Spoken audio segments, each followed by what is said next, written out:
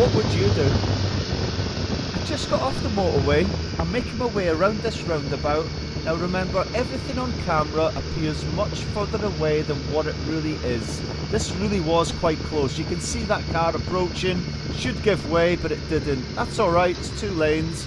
So I adjust my speeds. For some reason, they slowed down and crossed lanes right in front of me.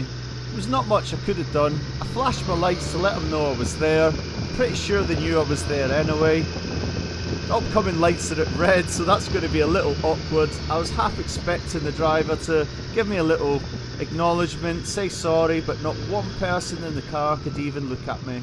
A little bit strange, but that's how it goes.